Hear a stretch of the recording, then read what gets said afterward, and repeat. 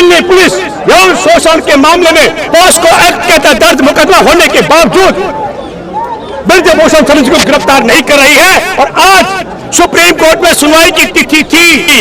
योगी के राज में, मोदी के राज में, अमित शाह के राज में, संघी सरकार के राज में बलात्कारी यौन शोषण करने वाले गिरफ्तार होंगे कि नहीं?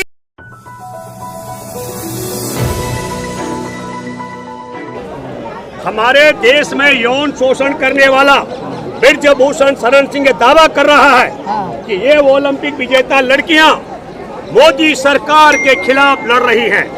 ये कैसे, इसका मतलब? और नरेंद्र मोदी ने अभी तक ये नहीं कहा कि ये पहलवान लड़कियां मेरे खिलाफ लड़ रही है, मेरी सरकार के खिलाफ लड़ रही है। ब्रजभूषण शरण सिंह जो दावा कर रहा है उसका कतई भी खंडन अभी तक ना तो नरेंद्र मोदी ने किया, ना अमित शाह ने किया, ना जेपी नड्डा ने किया। इसका मतलब ये हुआ कि 3-4 महत्वपूर्ण बातें हो सकती हैं। एफआईआर दर्ज होने के बाद नरेंद्र मोदी, अमित शाह, नड्डा के इशारे पर नाच रही दिल्ली पुलिस यौन शोषणकर्ता को गिरफ्तार करने में आनाकानी नहीं करती। लेकिन ये सारा का सारा पटकथा किस लिए लिखा जा रहा है? कर्नाटक चुनाव की पोलिंग से पहले अगर ब्रजभूषण शरण सिंह को गिरफ्तार करके नरेंद्र मोदी ने इतिहास भिजवाया तो मैं दावा करता हूं मैंने भारत की यात्राएं की है। अभी भी 2018 में संविधान सम्मान यात्रा हमने की पूरे देश की। हम कर्नाटक के लोगों को जानते हैं। कर्नाटक में दहाई का आंकड़ा भाजपा नहीं छू सकती है। इसलिए कर्नाटक में भाजपा के वोट बैंक को बचाने के लिए दिल्ली पुलिस यौन शोषण के मामले में पॉस्को एक्ट के तहत दर्ज मुकदमा होने के बावजूद ब्रजभूषण शरण सिंह को गिरफ्तार नहीं कर रही है। और आज सुप्रीम कोर्ट में सुनवाई की तिथि थी। दिल्ली पुलिस यौन शोषण के मामले में पॉस्को एक्ट के तहत दर्ज मुकदमा होने के बावजूद ब्रजभूषण शरण सिंह को गिरफ्तार नहीं कर रही है। और आज सुप्रीम कोर्ट में सुनवाई की तिथि थी। आज आप 28 तारीख को 7 दिन का वक्त दिया गया था और दिल्ली पुलिस ने पटकथा लिखी, अपने ही बदमाश भेजे। आज डीसीपी कह रहा है इलाके का कि देखिए कोई पुलिसकर्मी शराब पिया हुआ नहीं था, किसी और मेरे 5 पुलिसकर्मी घायल हुए। ये पूरी पटकथा लिखी गई है और फिर आज सुप्रीम कोर्ट में कहा जाएगा क्योंकि वहां पर हमारे पुलिसकर्मी जो सुरक्षा में थे उन पर हमला हुआ, हमें जांच के लिए वक्त दिया जाए। और ठीक 10 अगस्त को कर्नाटक चुनाव से पहले, वोटिंग से पहले नरेंद्र मोदी, अमित शाह के इशारे पर दिल्ली पुलिस किसी भी कीमत पर ब्रजभूषण शरण सिंह को गिरफ्तार नहीं करना चाह रहे।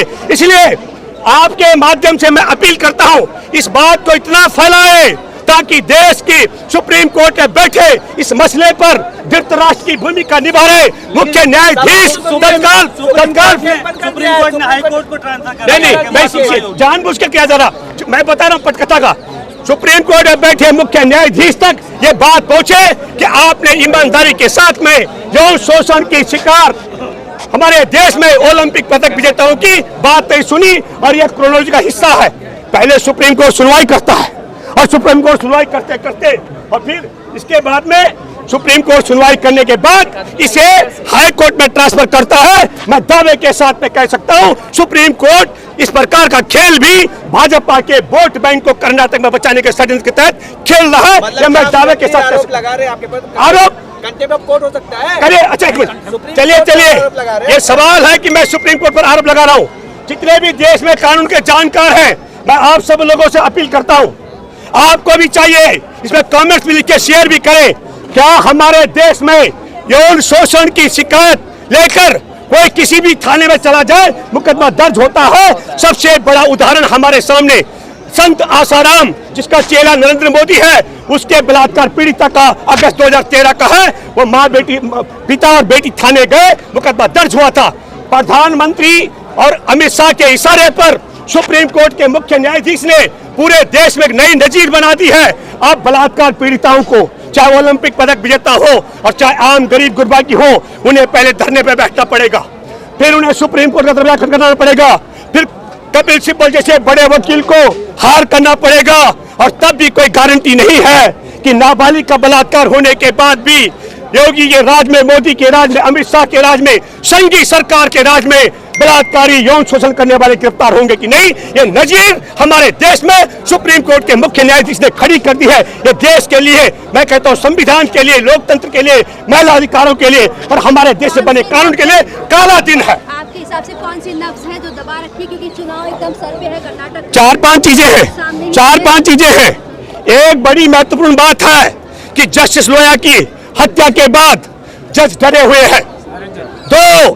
दूसरी महत्वपूर्ण बात, हमारे देश में दुनिया का सबसे ताकतवर जासूसी सॉफ्टवेयर पेगासस है, मुझे लगता है जज उसके दायरे में है। और 3, आपको मालूम होगा दिल्ली दंगों की सुनवाई कर रहे जस्टिस मुरलीधर की देर रात को इसलिए तबादला कर दिया गया था क्योंकि उन्होंने आदेश दिया था दिल्ली पुलिस पर गोली मारने की बात करने वाले ठाकुर, जो अभी खिलाड़ियों के साथ भी अत्याचार कर रहा है, अनुराग ठाकुर का बात कर रहा हूं, परवेज वर्मा का, और एक और कपिल मिश्रा जिसने नरेंद्र मोदी की सीडी का मसला दिल्ली विधानसभा में उठाया था, किस प्रकार बेटी का अपहरण करने में नरेंद्र मोदी तब मुख्यमंत्री रहते शामिल थे।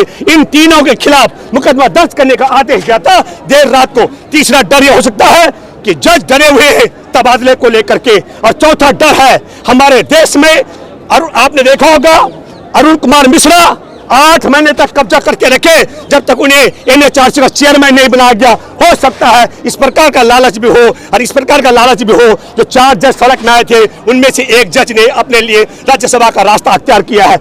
लेकिन मैं आपके माध्यम से अपील करता हूं, हमारे देश में शहादत हुई है जस्टिस लोया की, हमारे जैसे तमाम लोग तड़ी पार के खिलाफ सुनवाई करने वाले उस शहादत को तब तक याद रखेंगे जब तक हमारे देश में हम जिंदा रहेंगे और हमारे देश में संविधान कायम रहेगा। इसलिए निडर होकर के, मौत तो आने की चीज है और जान जाने की चीज है, मैं जजों से अपील करता हूं कि ये जस्टिस लोया की हत्या के बाद डरने की जरूरत नहीं है। मौत एक दिन जरूर आना है और जान ने जरूर जाना है। सुप्रीम कोर्ट ये कह रहा है कि भाई मामला जो था सिर्फ FIR दर्ज कराने की मांग थी, मैंने FIR दर्ज करवा दिया, अब जांच हाईकोर्ट करेगी। देखिए, मैंने सुप्रीम कोर्ट की सुनवाई से पहले दावा किया था, अब भी कर रहा हूं, कानून यह कहता है कि शिकायत कहीं भी जाएगी 0 FIR दर्ज होती है। सुप्रीम कोर्ट ने ऐसा नहीं किया। सुप्रीम कोर्ट ने ऐसा नहीं किया है कि यौन शोषणकर्ता की गिरफ्तारी के लिए FIR दर्ज न करने वाले पुलिसकर्मियों को दंडित कर दिया होता। अगर वो जेल चले गए होते, FIR के बाद ब्रजभूषण जेल में होता। अरे पहलवान लड़कियां